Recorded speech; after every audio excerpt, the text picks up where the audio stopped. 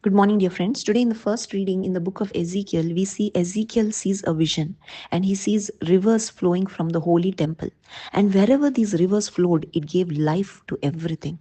Similarly, we see in the gospel reading today, there was a pool where this pool gave life to all the sick people, the blind, the lame, the withered, and all those who waited for the moving of the waters received healing, received new life.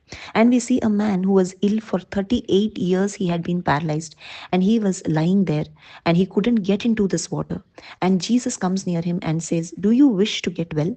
And Jesus tells him, "Get up, pick up your mat and walk." And we see immediately the man becomes well. He picks up his mat and he begins to walk. And we see this healing, that this man, he didn't even have to get into this pool, but instead he received life from the words of Jesus. When he received the word of God into his heart and when he believed in it, he was healed of his paralysis. And Jesus tells him, "Do not sin anymore so that nothing worse happens to you." And we see probably the reason of his physical illness must have been sin. But today, my dear friends, we may not be physically paralyzed, but many of us are spiritually paralyzed because of sin.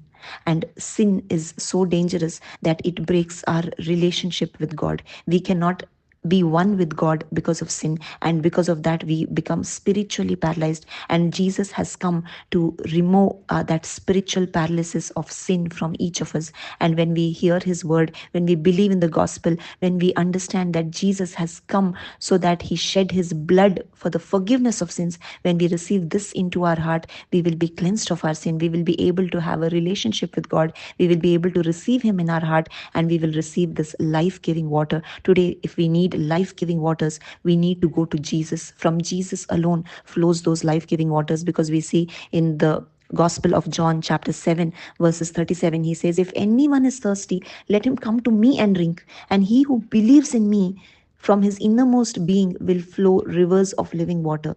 And this he spoke of the Spirit. For those who believed in him were to receive the Holy Spirit.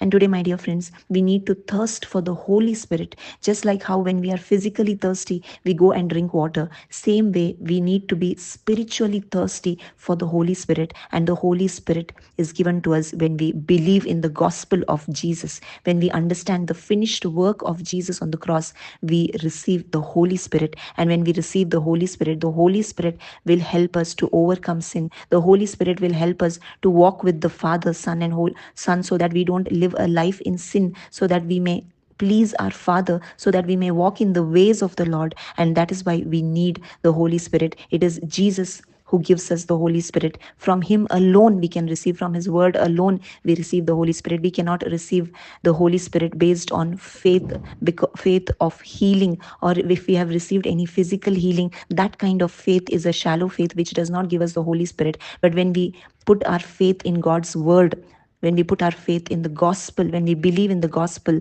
that gives us those life-giving waters of the Holy Spirit. And the Holy Spirit helps us to transform our life, to change our life, to live a new life. We become a new creation, just like how this man, he was sick for 38 years, he became a new person. He was totally new in his physical self. Same way, we need to be completely new in our spiritual self. We need to be a new creation in the Lord. And all that happens only when we receive this life-giving water, that is the Holy Spirit in our life. We need to be born of the Spirit, and only when we are born of the Spirit, we can be children of the kingdom of the heavenly kingdom. We can truly be heirs of the heavenly Father. And today, my dear friends, let us not thirst for the things of this world, for the temporary material things of this world, or for the temporary healings that we desire, but let us thirst for those eternal waters which Jesus gives. And Jesus gives us the Holy Spirit. Let us thirst, seek, and ask for the Holy Spirit, and all those who ask will receive. Thank you. God bless you.